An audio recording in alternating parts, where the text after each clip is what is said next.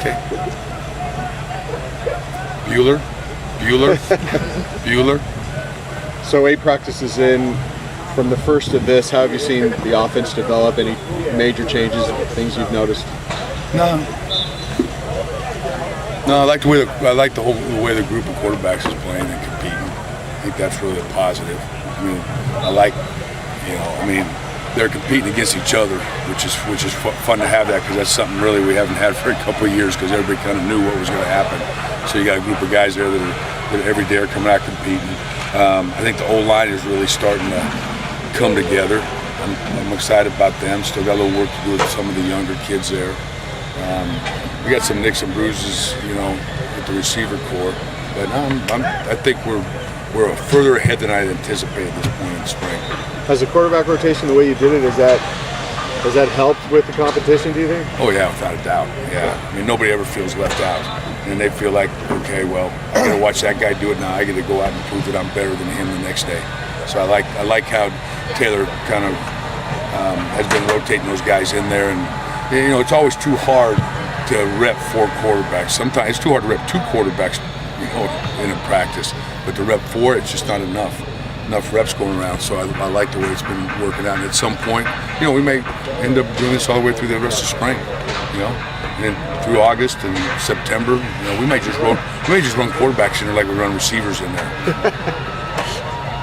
How's Rosen picked up the offense this early in the Yeah, like I was telling Chris the other day, first of all, Coach Johnson and what they did at St. John Bosco, they did a great job with him there.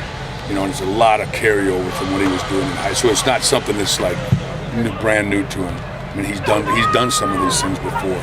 And on top of that, he's really a sharp guy, and he's a big picture guy, which, he's got, as those quarterbacks talk about, he's got the wide vision, and he's got the ability to go zoom vision and narrow his vision. And he's got a knack to doing that. Are you surprised at all, him being so young, that he's done this well? Actually, mentally, he's a lot older than I am. Because he's a smart guy, he's a sharp kid. And then, he's got, New and Asante and Mike, and he's got a good group of guys that he's in the room with that, and they've done a great job of, and they're good. They help each other. They're good friends. So it's been a really neat deal.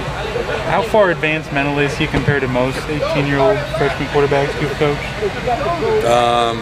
I'd say he's good. He's got a good, solid base to work off of. Mm-hmm. Yeah, he's not starting from square one.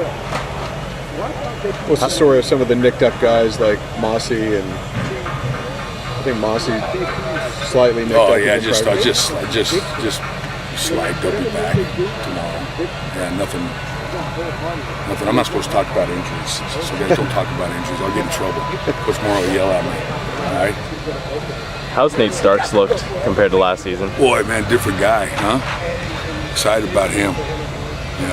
He's another guy that you can really say gives us, him and Paul back there really gives us, some depth there, some physicalness right there. But I'm very happy where Starks is. He's picked up the offense, not a lot of mental mistakes, which is good. How do their skill sets complement each other, him and Paul?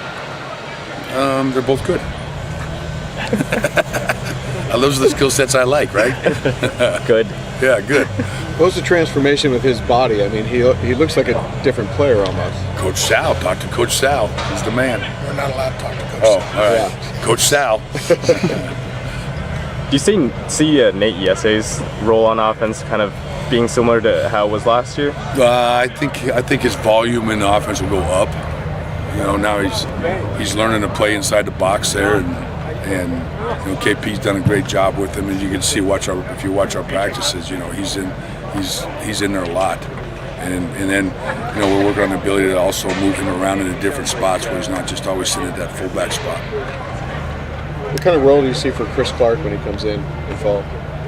Jump in there and compete with all the rest of the guys.